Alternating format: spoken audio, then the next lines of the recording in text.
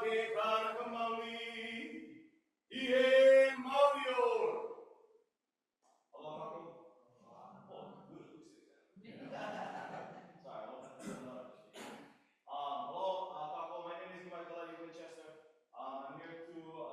welcome and introduce everybody here today to our very special presentation. I think it's our third year, our fourth year here at ʻIolani. We want to say mahalo on behalf of the celebration of Lā Hoʻihoʻi Ea, which is Hawaiian Sovereignty Restoration Day, which has been a big and important part of the growth and the development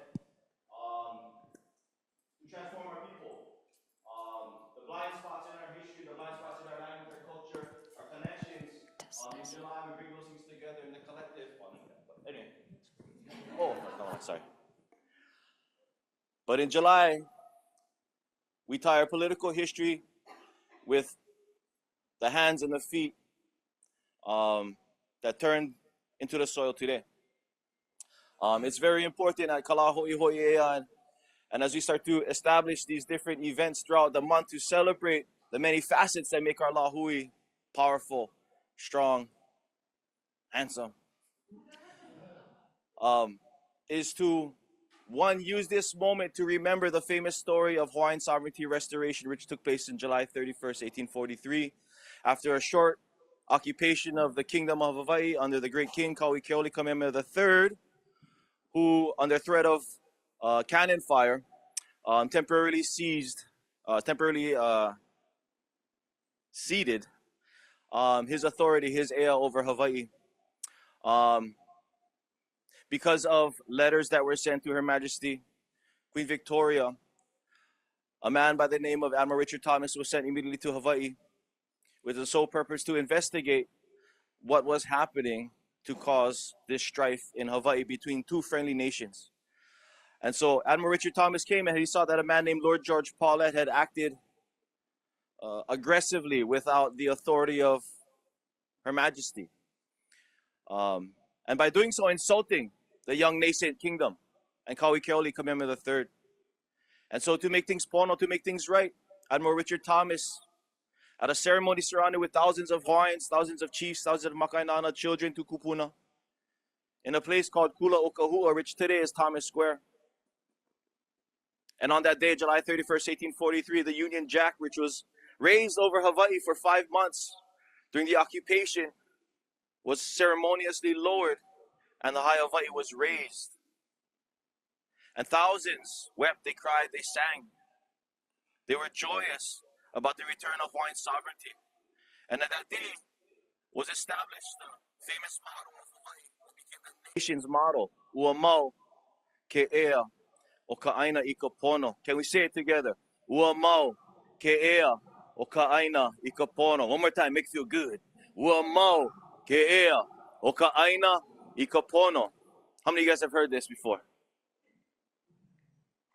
My favorite song. Many of us know this as the life of the land is perpetuated in righteousness, but today, as an educator, I'm here to sort of unravel that just a little bit more, to look at the political history and association with what happened over 182 years ago when Lord George Paulet and Admiral Richard Thomas, the return of Hawaiian sovereignty. Ua mau ke ea talks about not just the life, talks about our right to rule as a kingdom. And in 1843, as we all know, the Hawaiian kingdom accomplished something that no other non-European country had done, which is to become recognized by the most powerful naval forces in the world. And we became the first non-European nation in the world. And you know what we did? We recognized other non-European nations as well too. Anybody heard of Japan? Anybody heard of Turkey? Well, these are important nations that Hawaii became active members and exercised their agency. We weren't just sitting in the bleachers. We had 90 consulates around the world. We were a part of this global network, if you would. And so today, we've been separated from that. But we are putting the pieces back together to restore our lo'is. Our lo'is have been overgrown with invasive trees, abandoned. But when we come back, we see that everything that was once strong and thriving is still right there.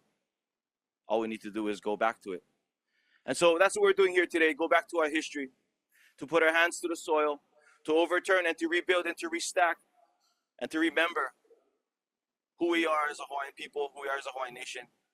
On behalf of Lā Hoʻihoʻi Ea, I want to welcome everybody here tonight, but I also want to send a special invitation to you on July 27th at Thomas Square, a few blocks away, at the site of, I know I'm all turned around over here, at the site of the original Hawaiian sovereignty restoration on July 31st, 1843, returned to the site. It became called and named thereafter in honor of Admiral Richard Thomas, and it carries that name today, Admiral Richard Thomas Square Park. It's the first national monument by Kawaipuna Commandment III. Before there was the ʻIolani Palace, there was Thomas Square. Before there was Mauna Ala, there was Thomas Square. And so these things become important. These things are important for us to understand that as we begin to remember our history, our language, our culture, we also must remember our national identity as well. And so we're here to remember the full story, and we're here to honor a very important member of our community, which we are very honored to have been able to elevate many in our community. But today we're very honored, and we're going to bring him up to play some music along with our special guest. Please give me a round of applause and introduce and welcome our special guest, 2025 Lā Hoʻihoʻi Ea Honoree, Uncle Liko Martin. And I'm also going to bring up to play some music just to get the kind of mood going. Also, please welcome Leon Siu, who has been active in the international realm, advocating on behalf of the Hawaiian Kingdom. So, big round of applause, Ke'olulu. Let's welcome our two musicians up, and then we'll get started.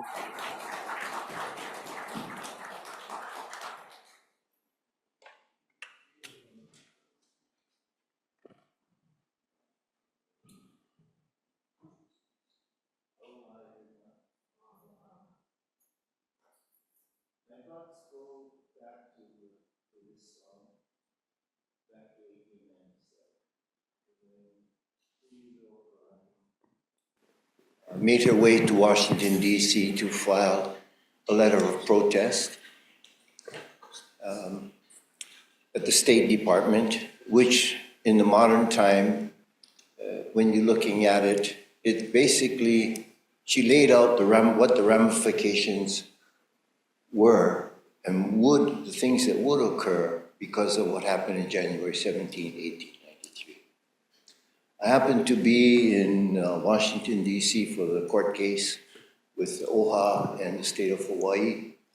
And it was pretty dramatic going there and filing an intervention paper on behalf of Albert Ha, who was a descendant of Kamehameha III, on their behalf, and to witness the Supreme Court. And Supreme Court, you know, hundreds of years of jurisprudence. And the situation that occurred there was that the case that was presented before the Supreme Court of the United States was not quite clear to them, and they reflected that in their opinion. What was the state doing there? What was the left hand doing with the right hand? To try to see if the Supreme Court would say that the apology resolution was enough to sanitize what happened in 1893. They did not rule in favor. In fact, they didn't even take up the question. One outstanding thing that the Supreme Court ruled was that they have no jurisdiction in Hawaiian law. And that says a whole lot. So in that time, I was in Virginia, and imagined Queen Liliuokalani being there.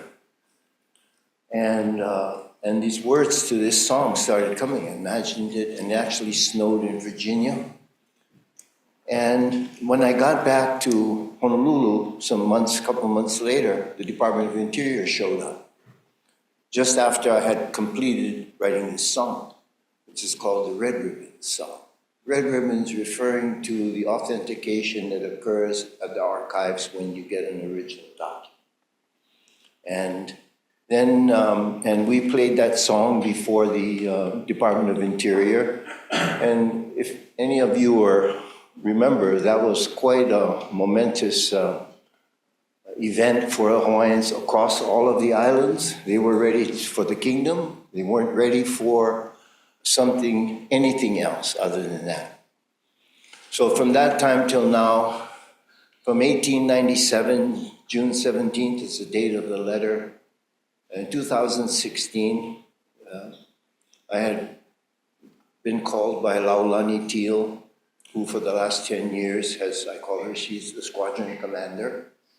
And through her eyes and through her years and her associations, I've been able to wander freely through all of the different movements and give my talents as a writer, not necessarily in songs, but in briefs before courts, letters to the United Nations, filing documents. I've been really loving my work of putting the story in the context of a song. So I'll play this song.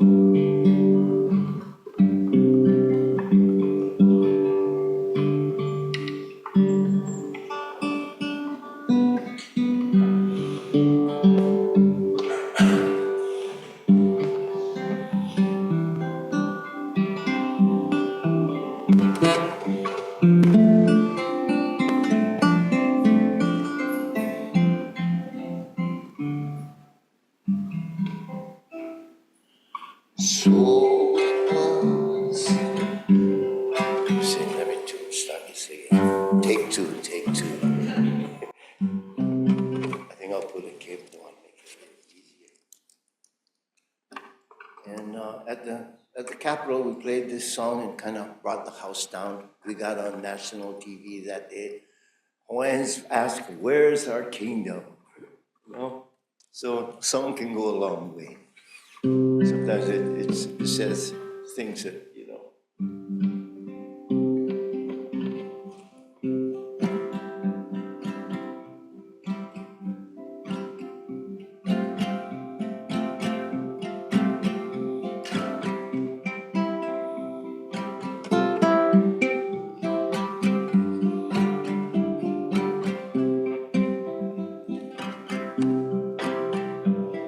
So it was a woman's love saved us from the fire,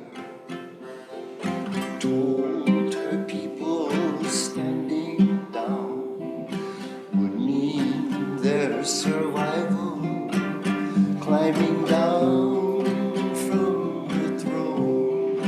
Aloha oi to the choir, took a train across America to lay our story down.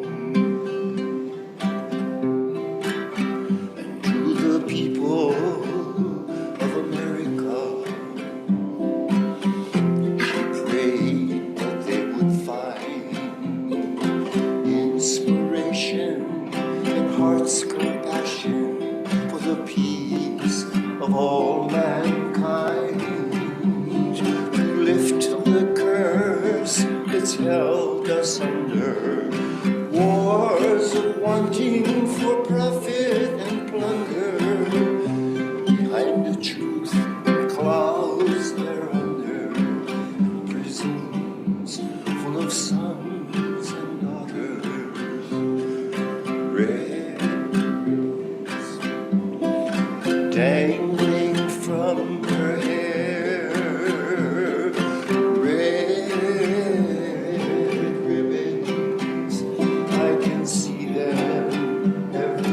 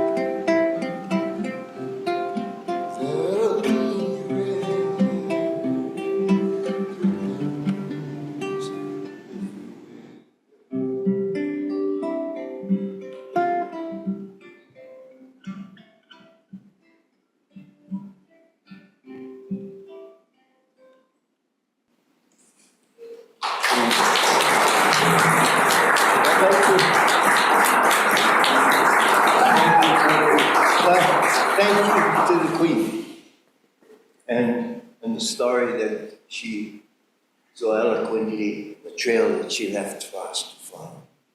And I'd like to, just a short song during the discussions today. I will actually elaborate a little bit on that document, which in 2016 we went to Washington, D.C. Didn't even have a copy of the document. I had a dream that morning. We were heading to the Federal Archives, and then being a typist in school, I had a little Pica typewriter, and in the dream, I saw the type. We went to the archives, and the head lady there, she says, "Sir, do you realize that?"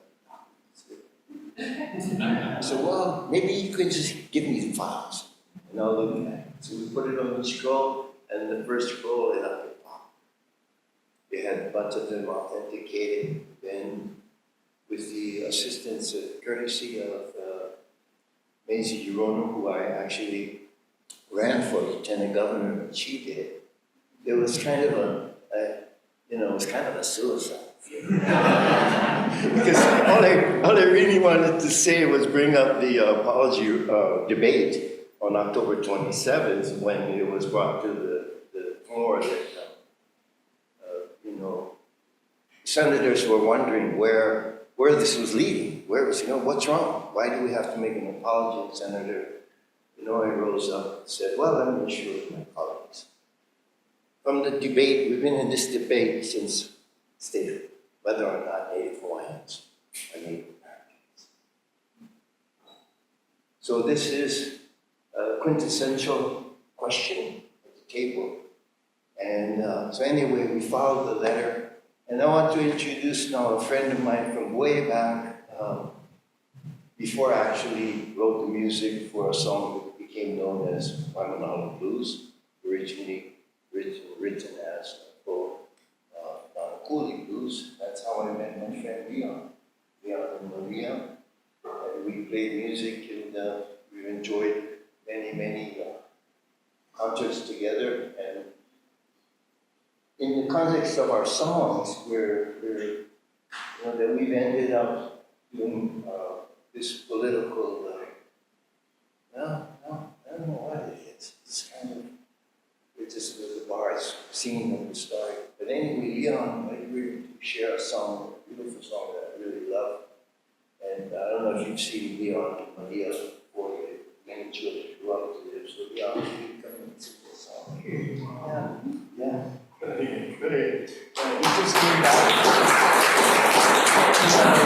He has been very active on the international scene in Geneva, and even more fundamentally, he has been amongst the peoples of Hawaiʻi and sharing our story and hearing theirs.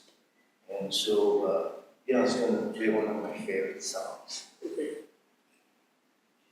I gotta tell you, when Liko called and asked if I would come and share, I said, yeah, right away. I said, this is something that we go, as Liko says, we go way back.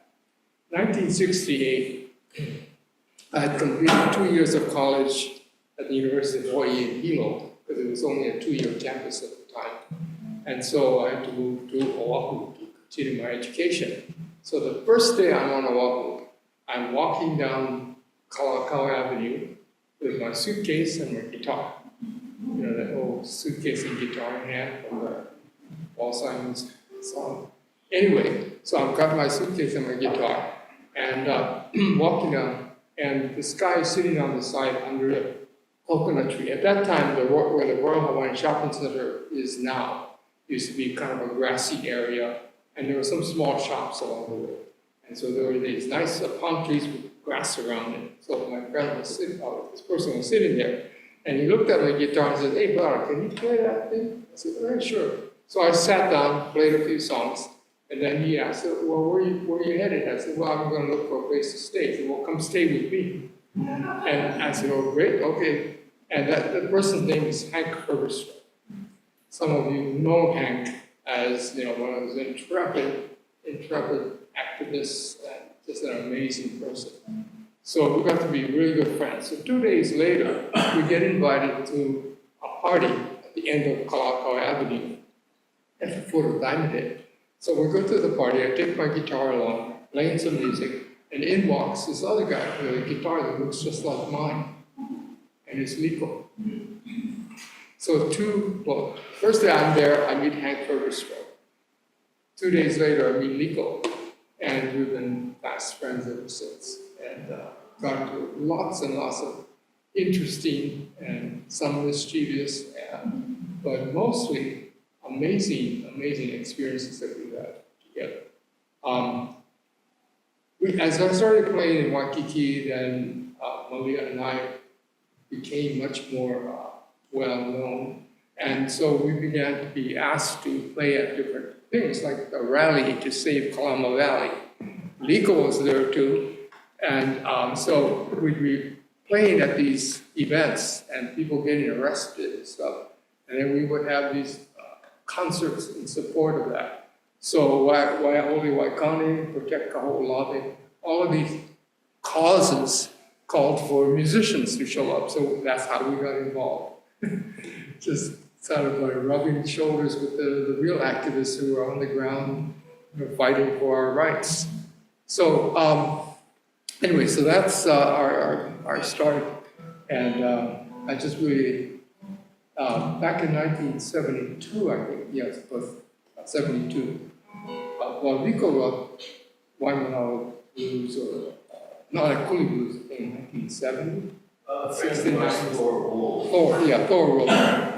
One day we were in Kalahiki. Thor and I were high school classmates in Hilo. And Thor says, well, let's go take a ride to Kaina Point. Yeah. And so we ride out to Kaina Point, and I didn't know Thor. But Thor was really old. He was grew up in the Big Island, his father was the forest there. He was created the wood at the mill in Hilo. And then he goes back and he sends me the words of Kuli Blues. He says, with a lot of soul. So it's got two sets of music. One like really rock and roll and everything. And then the song, the words went to the country. Waimanalo, the boys did an amazing rendition, and of course, we Waimanalo Blues. And hats off to them. We were just in Waimanalo last night. At the congregation, all the client up there, who have done tremendous work to rebuild their lives and build their houses with basically hand-to-hand combat with the saws and picks and stuff. And to see them there happy and off the street and able to take care of themselves was really profound. Yeah. So there are many interwoven stories, because the producer of the Country Comfort album was a friend of mine who was from Hawaii originally, went off to Los Angeles, became a very famous musician, folk musician, and then became a producer. So he produced Country Comfort song. Anyway, but we used to hang out in Los Angeles together. So I spent a lot of time in Los Angeles in the music industry and the film industry for about 10 years, actually. Going back and forth, coming back, playing protest music, singing in nightclubs and all that, but going back to Los Angeles and working in the recording industry. So anyway, so the song that Liko's referring to is a song that I wrote in 1972. At the time, Liko and Jerry Santos and Malia and I were doing occasional gigs here and there together. And of course, Jerry wrote some amazing stuff. And this is one of the songs. We kind of crossed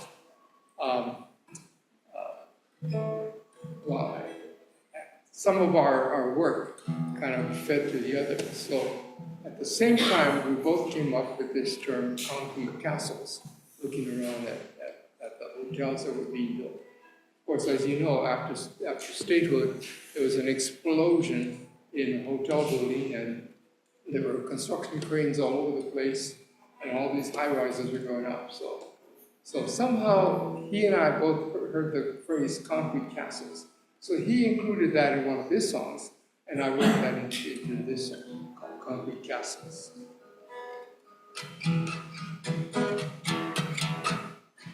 And I haven't played in months, so been traveling. stand the concrete castles 400 feet in the air. Could it be the kings can see farther than you or me? Through the valley runs the road, a thoroughfare to destiny. Land laid bare with thorough care. Indeed, indeed, a thoroughfare. By the way, the lyrics of the song has to do with events that are going on at the time. So that particular verse has to do with H3 being built. The early stages, and we were able to stall that for 30 years before it was built. And it's gonna be a long, hard road to get home to my arms. It's gonna be a long, hard road to get home.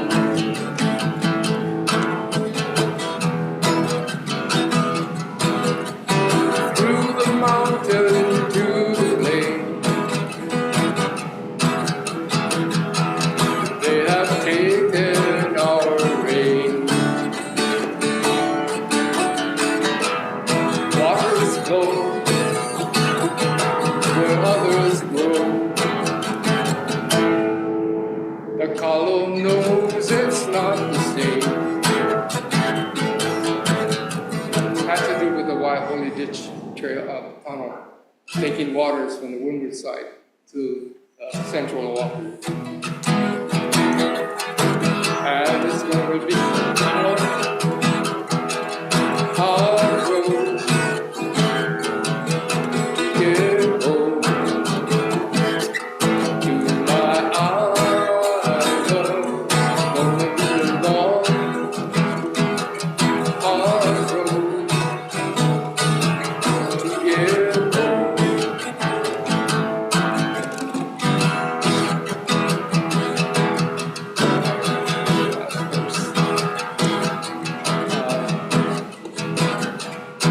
Can't remember the last verse, so I'll repeat the first verse.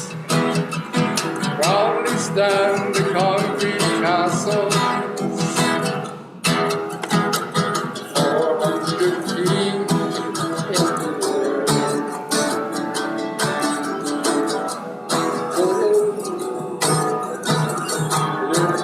the can see farther than you want.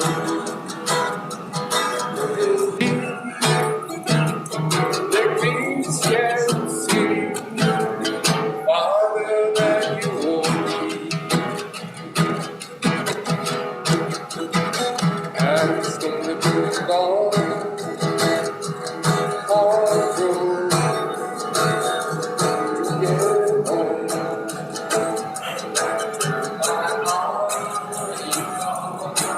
Be a long, hard road to get home. Once again,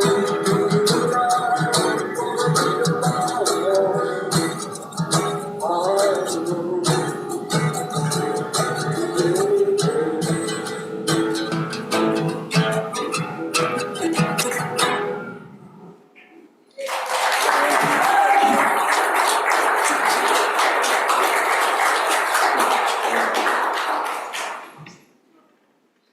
Okay, now we can go on the other side of the park. Okay. Right after, we have a picture of you two right here for just 1 second. Here you go. Here you go. Just one moment. Yeah.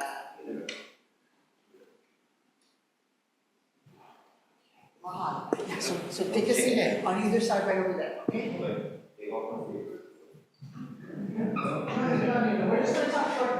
Okay. Yeah, it was really, this is I have to say to the people that this is the 7-Eleven version of all of the mana'o that they have to share. So we should have a supermarket version where we can actually hear how much they have. But right now, we're just doing the short version. So if everybody can look at that QR code right there, definitely check out the resources that are on there. It's a lot of Liko's documents, and there are some of Leon's that you sent to Imai that I uploaded also to that QR code. Okay, so that way you can catch up on some of the things that we discussed. Okay. All right. Great. Go.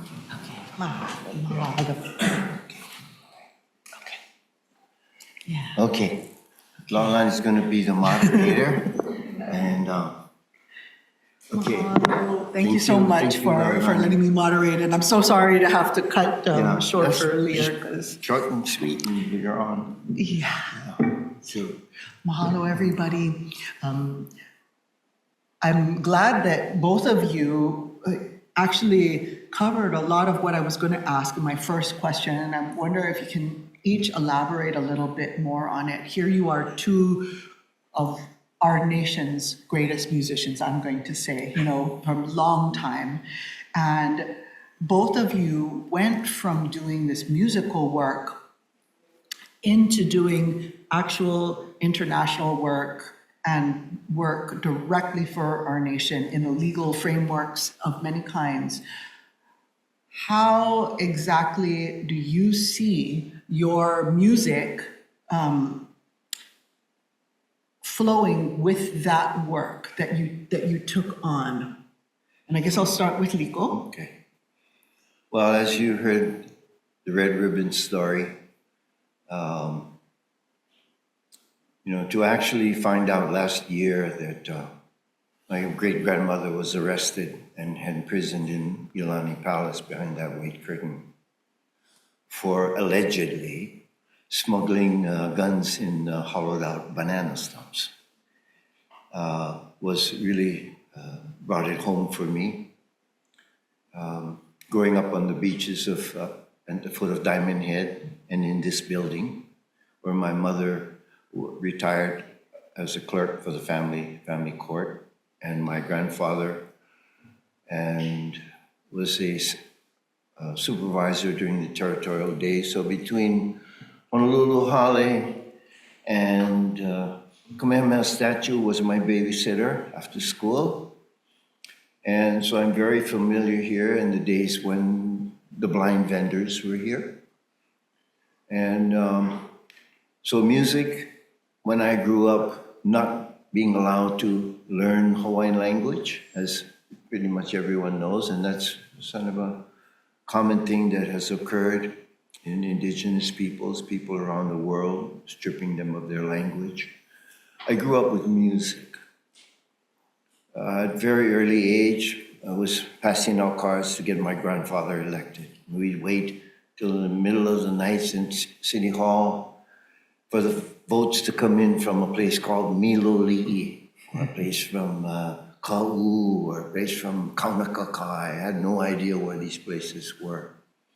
And because of my family's, connection. So that's pretty much where I've been and have kept it up. As I said, everything comes out like a song now. I really love my job. Daily, and I mean really daily, I keep up with how to put the story to inspire awareness, consciousness, and compassion, and for the environment and the people, all of the people of Hawaii. I grew up on the shores of Waikiki. There was no such thing. Everyone was treated equally, which is a reflection upon our neutrality, the essence of our kingdom and our people, prior to January 17th, being that we are an actual neutral nation, inviolably, we still are. So just as an example, there's the things that we have to build out amongst ourselves. And of course, so that Hawaii can be more than just a place to come to visit, but a place where really people come to be together. And so Leon, I had asked Leon Lā Hoʻihoʻi to lead off the discussion, because Leon has just gotten back from Geneva. He spent so much of his life now traveling and weaving this humanity together. So Leon, if you would really, share with us your things. Okay. Yeah, I'm from the Big Island. Liko mentioned Miloli'i. He's been down to our family's home in our area down there. But I grew up in Miloli'i and in Ka'u, and then in Hilo, went to school in Hilo. Was actually majored in fine arts, but also always played music because everybody in the neighborhood, literally everyone played music when I was growing up. Our elementary school had a ukulele band of elementary kids. Over 300 kids played ukulele in our ukulele band. So this was just part of the framework. So everybody played music. But when I moved to Oahu, I began, like I mentioned earlier, to become more interested in what was going on in our community and in society. At that time, of course, the Vietnam War was going on, and there was a lot of, and the culture was growing. Woodstock was about to happen. And so we're part of that whole time of sort of an awakening and a consciousness of our social responsibility to do something if we see something that's wrong.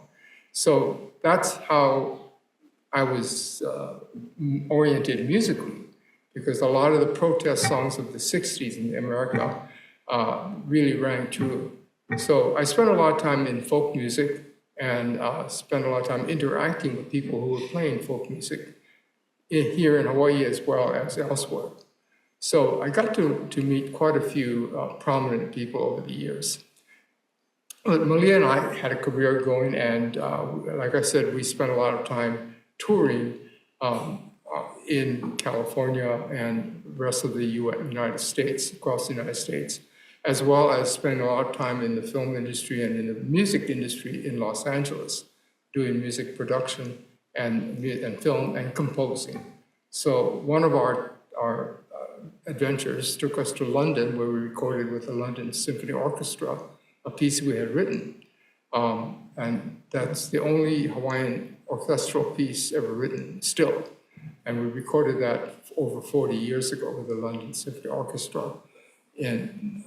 And we were also the pioneers of digital recording. It was one of the first digital recordings ever made. And it was before CDs were invented, so we couldn't actually play the music back in any form until CDs were invented 6 years later. And so, but anyway, we spent a lot of time in that kind of era. My really close friend was the guy who produced Woodstock. And he also produced The Voyage of the Hokulea, which is a film that I was involved in as well. So anyway, so in all this time, I was very interested. In 1993, the United States apologizes for the overthrow of the Hawaiian Kingdom. And we also went, wow, this is incredible. They apologize. That means the Hawaiian Kingdom is still here, is still alive. Well, lo and behold, they apologized, but for some reason, it didn't really mean anything. We couldn't make it go. Anyway, a bunch of people started to form organizations or groups or governments. And you talked about Bumpy. Bumpy was one of the first out of the gate, so to speak, in pressing this area. They basically said that they committed an error or they committed a crime in taking over our country. Therefore, our country still exists. Therefore, we should simply claim it back. So about a dozen different groups got started around that time. I have a list actually that shows there are 38 groups that had started over the years. Most of them are not around anymore. But some of them, many of them are still around, and many of the people are still around. So we started in earnest. I got hooked up with a group called Kawaipuna o Hawaiʻi, which decided that we were going to form the government since we have every right to do so. And they appointed me in the year 2000. The group appointed me as the Minister of Foreign Affairs. So for 25 years, I've been the Minister of Foreign Affairs. And I'm the only Minister of Foreign Affairs that actually attends to foreign affairs. That is, I travel, I interact, and all that. So it's been a real wonderful experience in that I learned over time that although the legal aspects are very important as far as understanding what happened to Hawaii and what our options are and things like that, it's really the other part of international relations that is more important, which is the diplomatic part. That is, there are two ways to approach a wrong that had been committed internationally. One is the legal avenue, which most people think about. You go and you sue them or you fight them in court and you get your way. The other way is diplomacy, where it's actually you enter into negotiations, you start talking things out, and you work things out, and you get more people involved, and that way it becomes more of a discussion rather than a confrontation. As rather than adversarial, you become actually people trying to work out a problem. So that's what I learned years ago when I first started going to these international places. Initially, I thought, well, we'll just go there, we'll tell them our story, and they'll all get all upset, or they'll team up with us and they'll attend to what we need. But that doesn't happen that way. And I was told early on by the ambassador from Jamaica, at least 15 years ago, maybe. He said, you got to remember one thing. Every ambassador who is here to look out for the best interests of his own country. So therefore, don't take decisions we make as if it's a decision made on the basis of the evidence or the whatever the issue is. He said, we're looking out for our own country, so we have to make decisions knowing how or understanding how it might affect our own country. So we may have to make a decision that could be totally wrong in your eyes, but it's totally right for my country because we don't want to get involved. So this is what the clue was. And it opened up a whole new understanding of what happens in the area of international relations. And that is every country is looking out for their own good. And we have to know that. So therefore, if we're approaching a problem, let's say the United States is occupying the Hawaiian Kingdom, and we would take our issue to the United Nations or to a country to say, will you please file a protest or make a statement against the United States occupation? Or can a group of you please do this? They're not going to do it because they have to think of how it's going to affect them.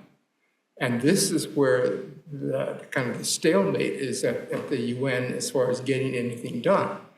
And it takes a while to work out how you're going to get something done. So initially, when I started approaching the United Nations, I would ask them, or they would hear the story, and then they would say to me, wow, that's a really sad story. I wish you all the luck, good luck in trying to get extricated from the U.S.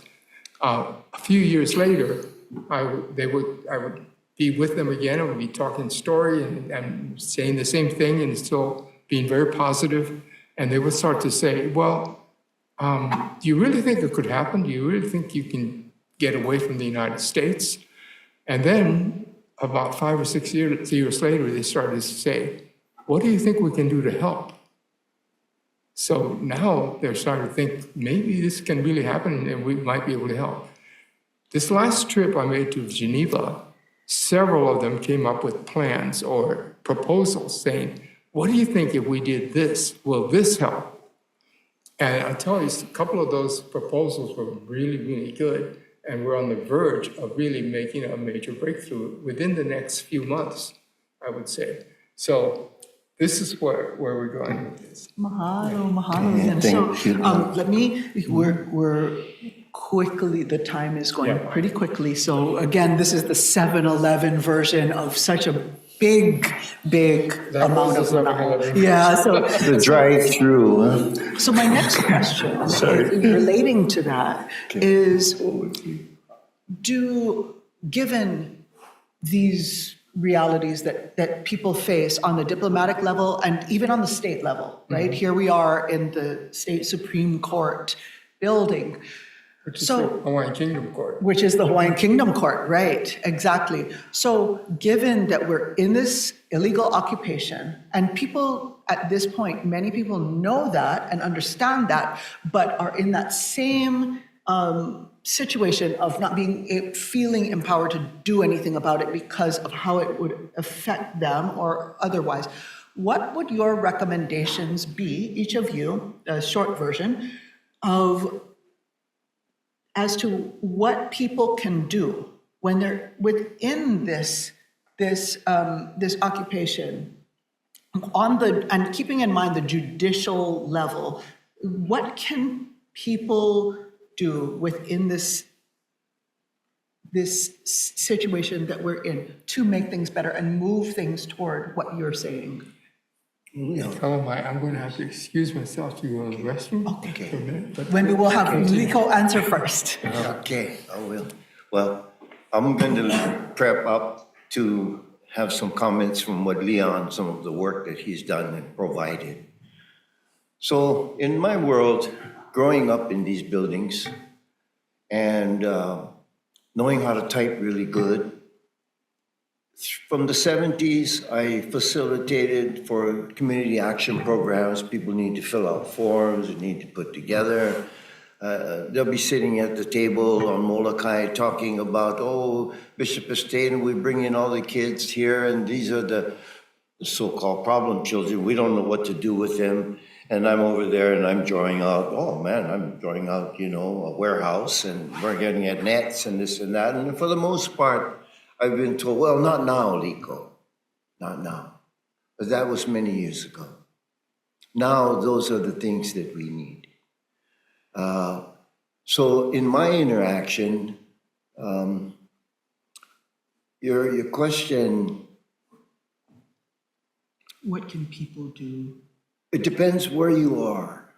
Either you're going to watch the news, like two or three Fridays ago, when came on the news that the DLNR they refused to accept the federal EIS from the United States military. And about a month earlier, they refused another one at Pohakuloa. Hearing the news, people are probably stunned. They don't really know a lot of the details, okay? And that seems pretty scary. For myself, because I like to get involved, I want to know, I'm a gardener. I grew up gardening. And to me, this is the most wonderful gardening project. And it's seasonal. It comes around just like a yard. By the time you come around the other side of the yard, you got to check how the grass is coming, how you're going to hold this one back. And actually in the context of how to move now, what do you do with this information? And it's very technical. And one of the things that, and I want to get back to Leon, okay, from the work that he has done. One, he sent me a letter in 2018 that was written by a legal expert, and his name was Alfred Desaias. And it's a 3-page letter from a legal expert. Now, in 3 pages of an attorney, there's a lot in there. And in this letter, he flatly says, military occupation occurring, fraudulent annexation, And you know, one of the main points that comes to mind is when he says the plundering by the judiciary of the United States and the state of Hawaii on the private lands, that calls for not just an investigation, but an intervention immediately. That types of information has greatly facilitated and inspired me to dig deep, to look for how does that translate? How is this plundering occurring? So I get in there, and this is a yard project, so I'm gonna look at it and I'm gonna dig it up, and we're gonna just totally tear it apart and get to the source of the problem. And so I mention this because that is one of the documents that I'm preparing for this event that has meant so much to me, Leon, and to everyone. When that comes from, because I filed, as an example, I'm in the middle of a recording studio in Maui, and I get a call from Auntie Dolly Hoʻihoʻi. She says, Liko, you know the Pai family over there in Honokahau on the Big Island? You know, this and that, and da. I said, Auntie, send me what the Congress did, send me the legislation, and then send me the contract that they were coerced to sign.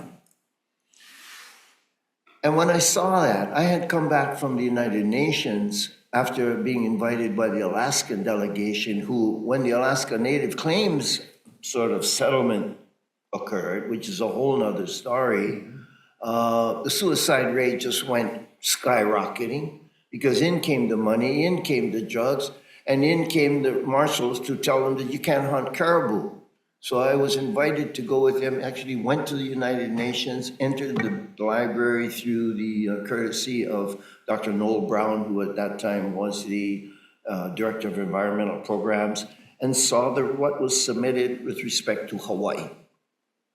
And there was, of course, they said they had an annexation, so that's strike one.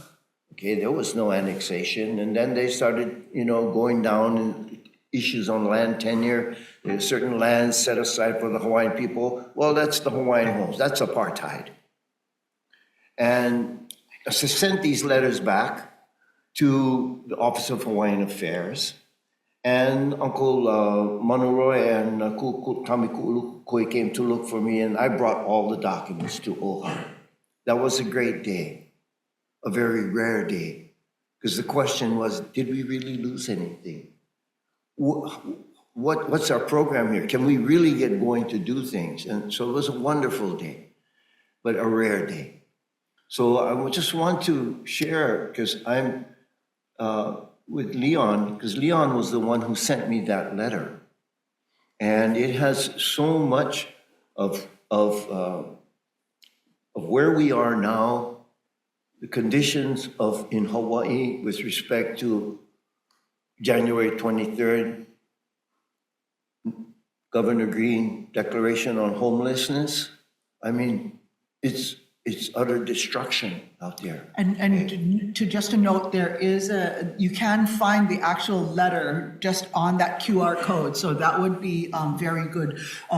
Leon, okay. So could I can elaborate on that, yeah. Yeah, and remember again, yes. The question is, what can people do? Right, okay. So just to fill out a little bit about Dr. Desires, Alfred Desires was one of the first people I met when I started going to Geneva, which was in 2008. And so we got to be good friends because he was advocating for decolonization, or actually for self-determination for nations and peoples. So Alaska, Hawaii, Puerto Rico, Guam, and all of these nations that should be decolonized, but are being held back. So we met together at a place called at the Palais Wilson. Anyway, so he was advocating for Hawaii at the time, but didn't know that much about Hawaii. So we got to talking, and we spent a lot of time together and exchanging all that. So over the years, he and I have become very good friends, and I see him every time I'm in Geneva, and we exchange very often letters and emails. One of the things that happens in Geneva is that we get to speak on these panels, they call them side events, at the places like the Human Rights Council. And so he and I are often on the same panel. I have lots of pictures of him, both he and me, on the same panel. And so we have a very healthy and frequent exchange. So I talked to him back in 2017 about the situation of the land. And I talked to him about a particular case. So I said, well, what do you think you can do about it? Can you help to support this person who's losing her land because of this, because of the state of Hawaii's misdirection and misappropriation of lands? So we sat down together and we actually worked on the letter together. Or actually, it became a memorandum. It's technically not a letter.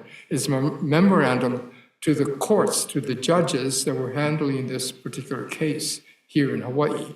And it basically tells them that, hold up, you actually do not have the authority to rule or on this case or to hear this case because Hawaii still is a nation under occupation, under a strange form of occupation, and that the laws of the Hawaiian Kingdom still should be applying here, not the laws of the United States.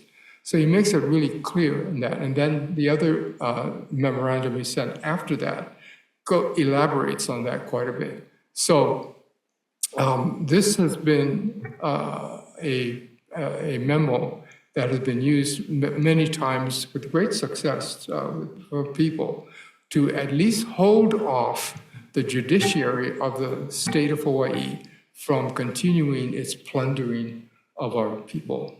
People using the judiciary. Right. Yes. Yeah, right. Matters. So to get to your question about what we can do, the best thing we can do is to be very positive about the outcome of what's going to be happening. The Hawaiian Kingdom will return.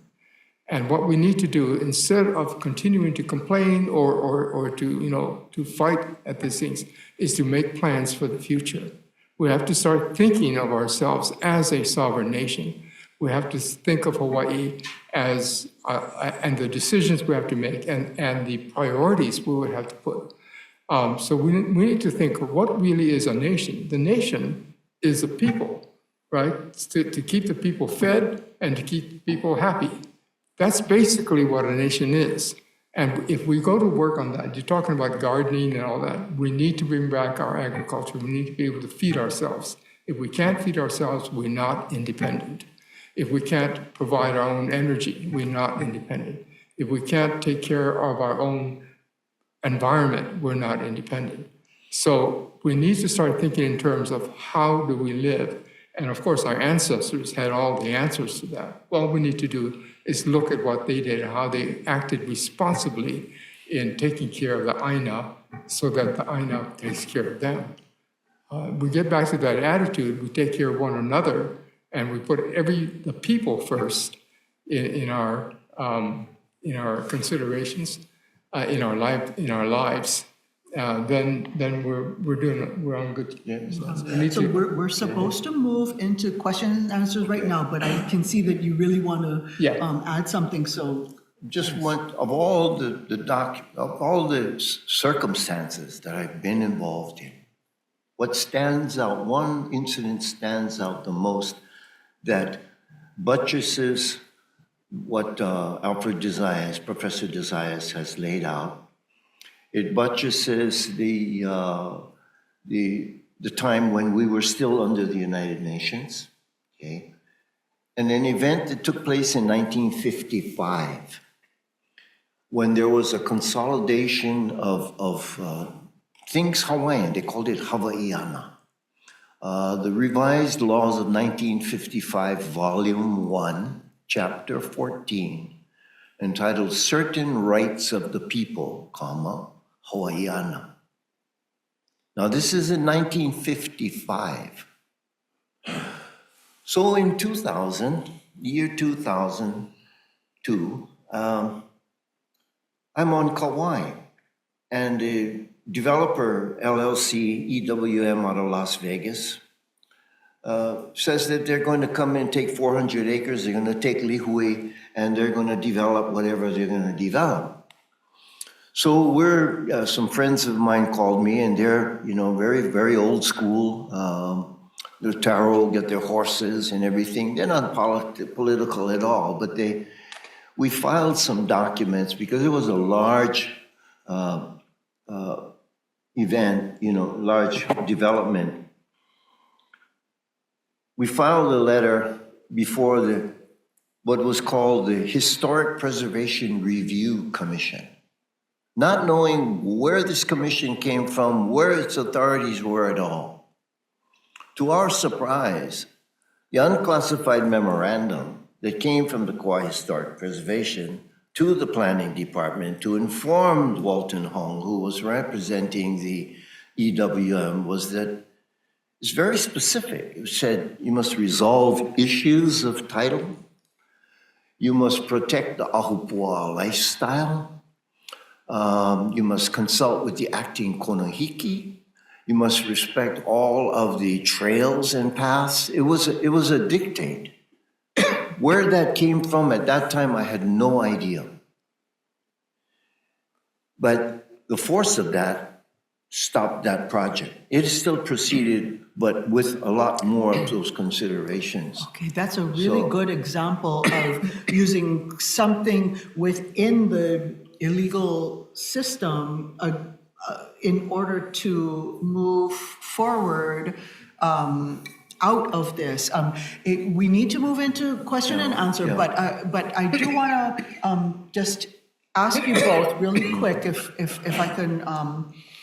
Okay, so here we are in 2025, right? And just to kind of give a brief, I think most people know that the annexation in 1898 was not legal, not only because it didn't pass Congress, but also because there was no treaty. And the 1959 vote was similarly not correct. And the United Nations removal of Hawaii from its list of non-self-governing territories that could be set free was also incorrect. So given all of these incorrect things that have happened, right?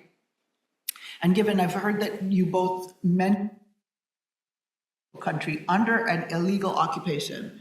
So what do you see as the way that we can just, as you know, I know it's hard to say in a short time, but what do you see as a way that we, in manifesting that neutral country, being that neutral country again, will have that effect? What will move us into that so that we can be that for the world? What does that mean?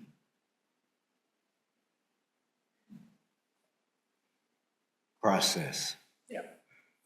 It's about the process.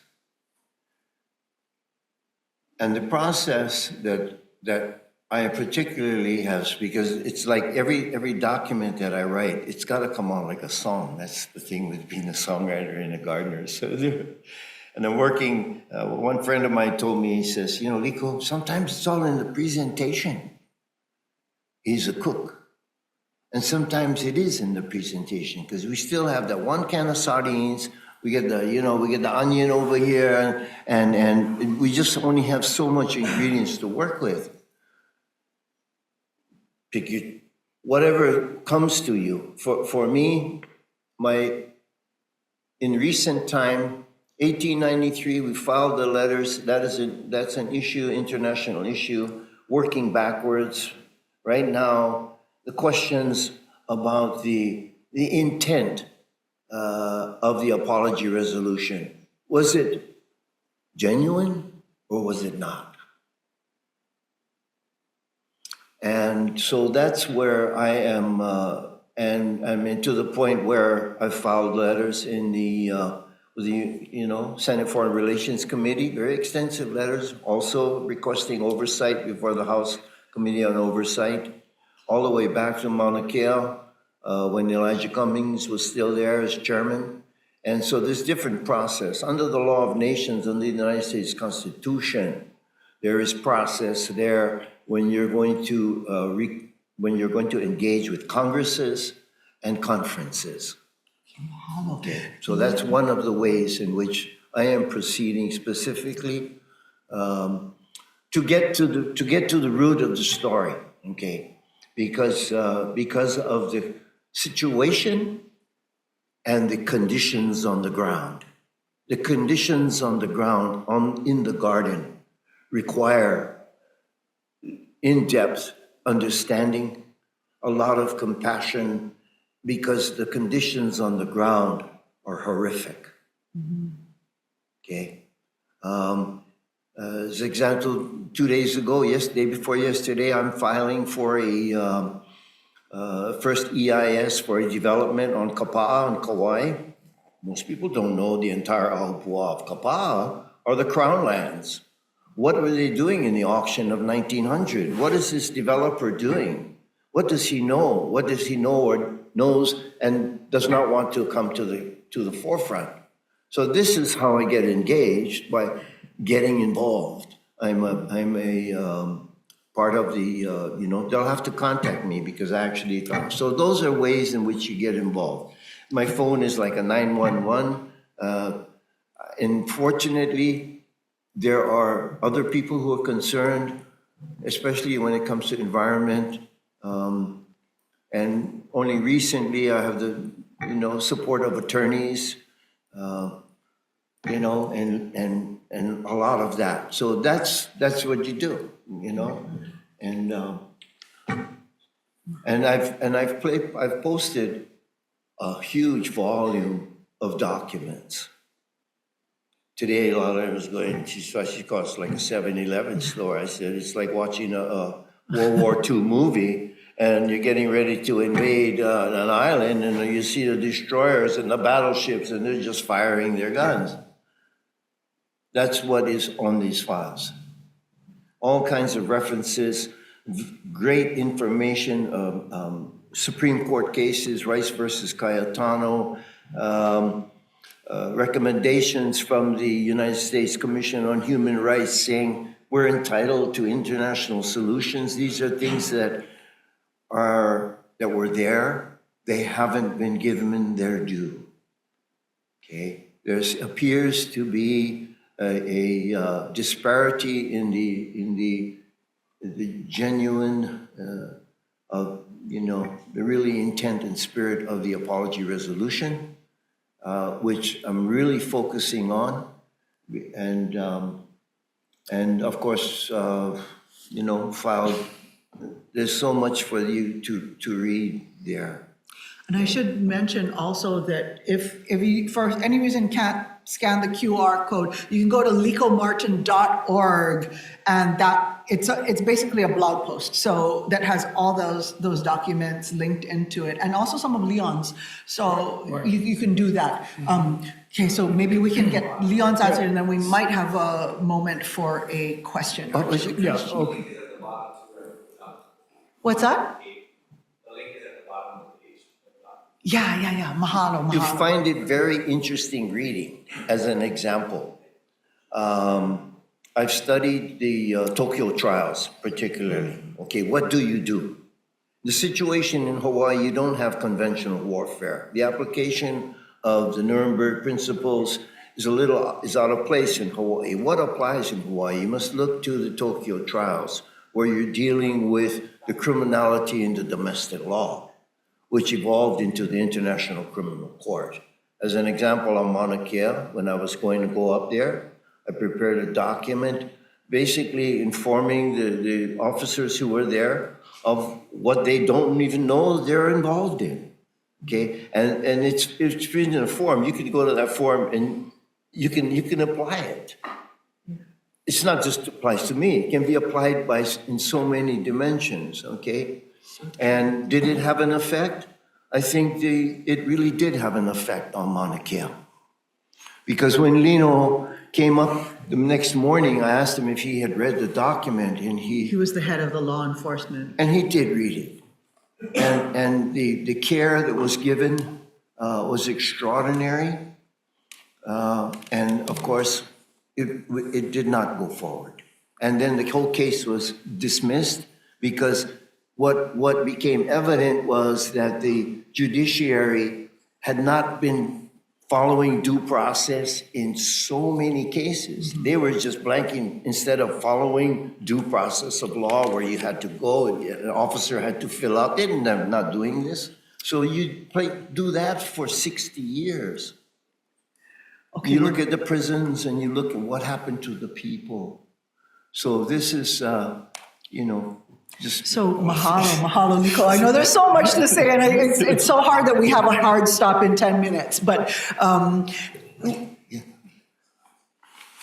okay, I think Leon has something to pass out. Maybe one Yes. very short comment, and then To answer your question, okay. this is a flyer that basically tells a little bit, tells our story, but it also talks about our future and basically where we're going with this. It's a summary of things, but it is really an invitation for people to get involved. We don't all have to be lawyers. We don't all have to understand all of the ins and outs of what's going on at the international level. What we need to do is look at what are our best talents, what are our gifts, what can we bring to a nation. That's where you need to concentrate because the nation is coming back. The question is, how are we going to participate in that nation? And how are we going to build a nation that really looks like what our forefathers had created for us? How can we replicate that? And we can do it because we're their descendants. We have that same talent. We have that same mana that has stuck with us. So we need to start to think in a positive way that we can do this. Many people are stuck, of course, in an attitude that we're incompetent or we're not, this is too big for us. We need to get over that. We need to basically start to think that our forefathers did it. We have a lot more advantages than they had then. We have more tools and things like that. We need to apply ourselves into thinking of how we create our nation and how we participate in that creation. And it is not complicated. Talk about farming. If farming is your kuleana, that's what you do.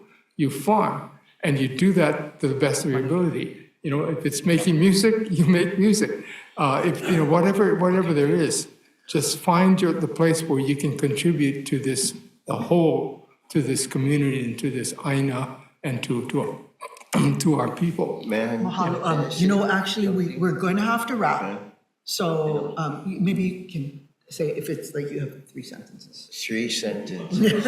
Well, we're used to that. And then after that, we were going to have question and answer, but I don't think we're going to be able to do that. So. When I went to my phone and I went to Grandma and Grandpa Wikipedia, I typed in ʻIolani hale. And then I knew why I've come here, why we're here. In relationship to Professor Desai's letter, when he says, which requires the United States to administer Hawaiian law, that's why we are here. Yeah. Okay? This is the scene of the Because crime. this is where we restore ourselves. I think we have one question, one person who would really like to ask a question. Excuse me. Yeah, I am interested in what kind of work have you guys seen being done in uniting the people of Pacifica behind all our causes, but our cause specifically? Yeah. Yeah, I am very encouraged by what I see going on in our community. Not only, there's a lot of creative thinking and there's a lot of movement going toward restoring our agriculture, for instance. There's, just really amazing stuff going on, and protecting our ocean and all of these types of things. These are the things we really need to concentrate on. So the good thing is that a lot of people already feel called into these areas, and Hawaii is actually a leader internationally because of our concern for the things that really matter to our planet and to ourselves. So we just need to keep on doing that. And The Leon, country's gonna come back. you've also actually worked with the Pacific nations Oh, yes. in unity, yeah? Yeah. Yeah, so that's been very, very important too. Mahalo. So one more question, yeah. Aloha, mahalo for having this panel discussion. Just a quick question. Given the fact that a lot of us, have learned this new information and have come about the truth in a way that wasn't really easy. Let's just say it was a rude awakening. How is it that you, as an artist or part artist, are able to, I guess, calm yourself and find an avenue and a channel to express your truth and feeling on the subject matter as you understand it? How do you calm yourself? How do you find peace inside of yourself while doing all of this very difficult work? I don't know. It's just that the music is very natural, and so it's what I do, and so I don't get upset over that. I really don't get really upset about the situation either, because I see that we're progressing and we're getting to a point where we're actually going to emerge from the occupation and from this. The question is, what do we do with that opportunity? Right. How do we change our future? Right. Okay, mahalo. I think maybe we can. No others? Okay, so I have a question real quick for you.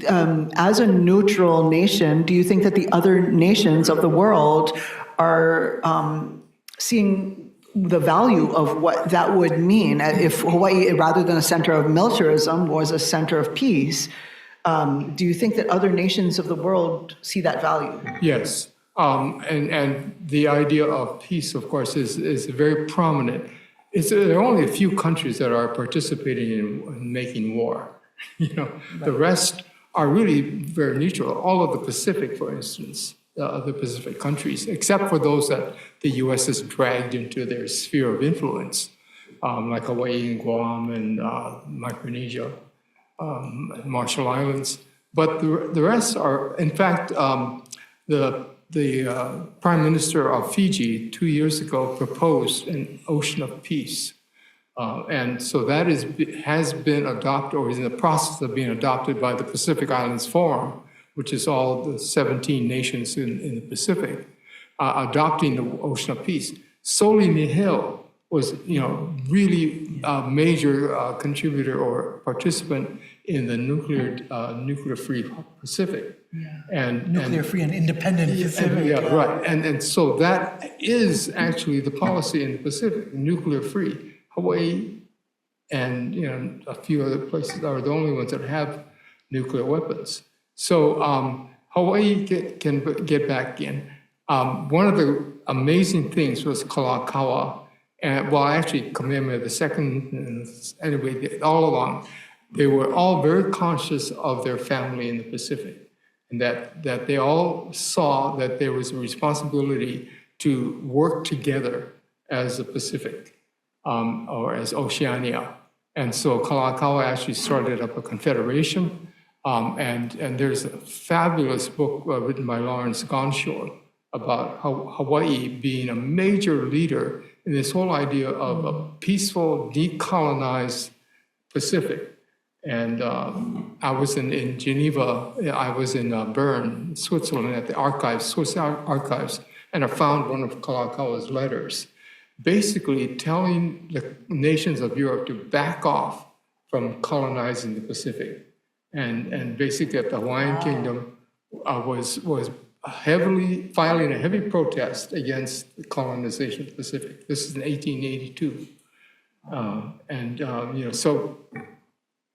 Anyway, no, 1874, I think it was. Anyway, it was sometime quite early on. So yes, the other countries are are waiting for Hawaii to join up with them, because they're already on this trajectory of peace in the Pacific.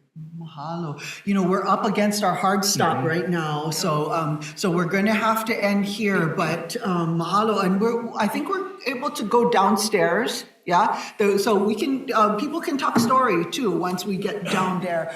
There was a request that we close out with one song together. Yeah. So so if we can, maybe we can. The title of our meeting.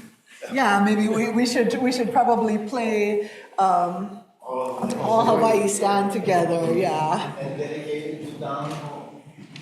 So Don Ho had asked me to write a song. I was going to go back to achievement restaurant. And he asked me to Liko, you do this song. I was just sing right there. And 4 hours later, I went down to the dressing room and delivered them all Hawaiʻi Stand Together. Unfortunately, the recordings that we made were on the wire, but never surfaced. And that song, oh really? Wow, that would be wonderful, because that's a true story. And of course, Don Ho,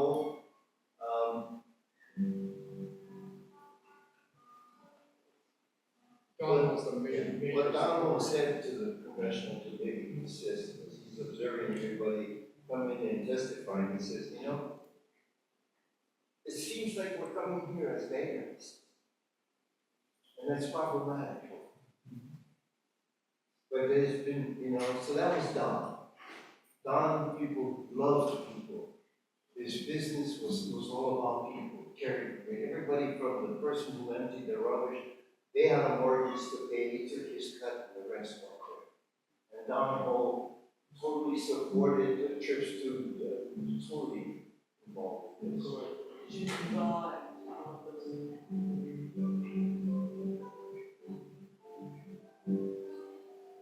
As I travel from place to place, some familiar and somehow strange, to hear the ancient chantings of our own. As I listen to the story, my eyes have seen the glories. So let us raise our voice in song to save our land.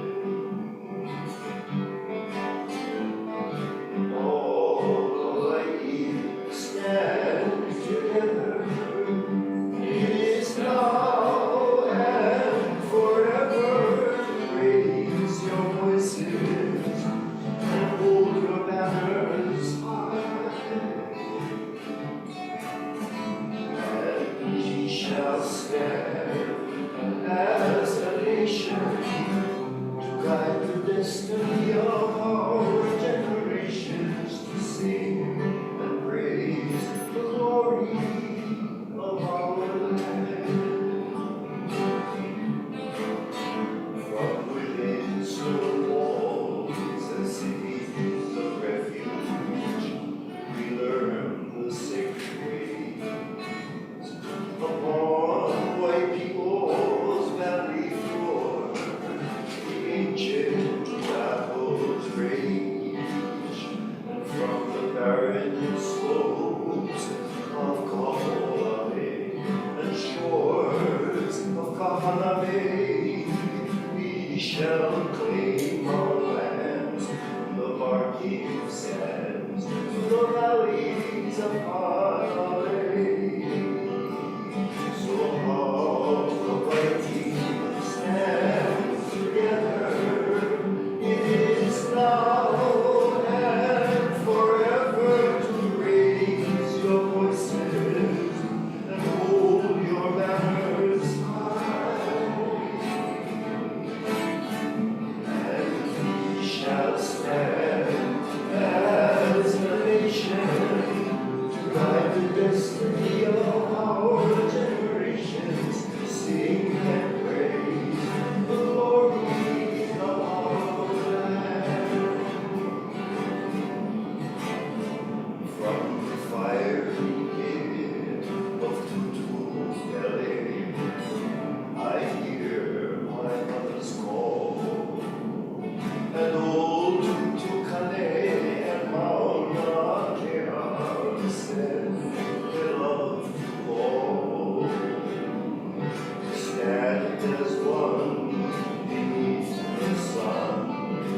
blessings from Kalahiki and from Hawaii, where the greatest waters fall. Hawaii loa, kuli te kaho, ukame kaloha kie, ukame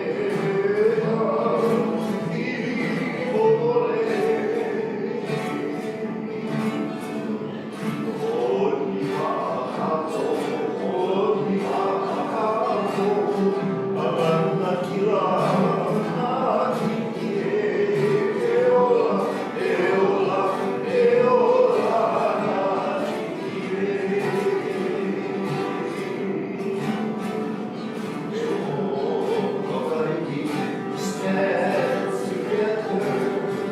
It is now and forever. Raise your voices and hold your banners high. 'Cause we shall stand as a nation to guide the destiny of our generations. Sing and praise the glories of our land. For to sing and praise the glories of our land.